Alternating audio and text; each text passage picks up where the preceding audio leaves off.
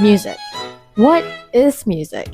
Is it just a form of art, or is it much more than that? Music first existed in 40,000 BP and is bound to stay as long as the earth keeps spinning. I feel like I would be lying if I said that music has not impacted my life in any way, specifically in terms of my feelings. Be it whenever I'm feeling happy, ecstatic, sad, melancholic, or angry, music makes me feel content. And sharing my favorite songs to those I cherish not only makes me feel heard, but also seen. Speaking of which, I almost forgot to introduce myself.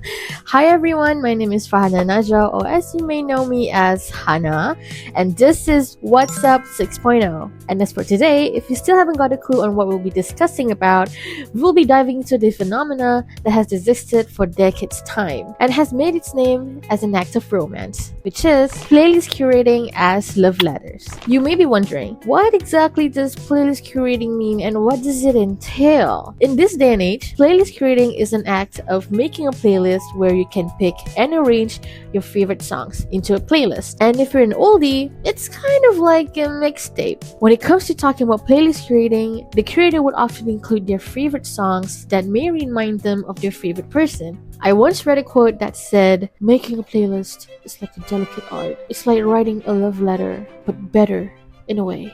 You get to say what you want to say without actually saying it. You get to use someone else's poetry to express how you feel." And I wholeheartedly stand by that quote. You see, curating playlists itself is almost similar to writing a poetry. You could arrange the songs accordingly to your desired order. In that way, it forms a story, or a confession, if you will. That's like double the poetry. In my very own words, it's like an audible poetry collage that helps you to articulate your expressions towards one another. As someone who values sentimental gifts, I've always loved the idea of the person that I loved gifting me their specifically curated playlist. They're letting me into their own world of preferred media, and by doing so, I will be able to crawl inside their minds and live life like them. Understanding their favorite melodies and which lyrics resonate with them, what is their favorite part of the song, the questions are endless. Not only that, playlist curating is also a form of providing love letters to your friends. Not everything has to be romantic. Playlists can be created to those you have platonic relations with. For instance, my friends and I would create our very own playlist for any occasion, be it a 2-day business trip or our weekly commute to the town that we live in. There is always a playlist locked and loaded to be listened to in the car. The different scenarios that you get to experience with your friends while listening to the playlist is priceless. Being able to say something like, "Hey, this song reminds me of you," or "Hey, this song reminds me of the time that we did this," is more than enough to make a sentimentalist go, "Aww."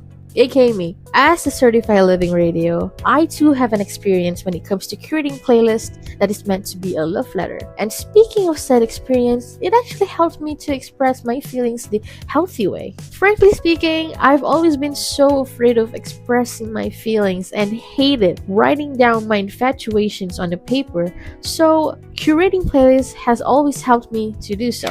In a nutshell, it is safe to say that in this modern day and age, playlist curating is a new form of love letters, and do not let anyone tell you otherwise. Even the simplest gestures of adding songs to a playlist can make anyone swoon. And do not let anyone tell you that you need to go big when it comes to expressing love.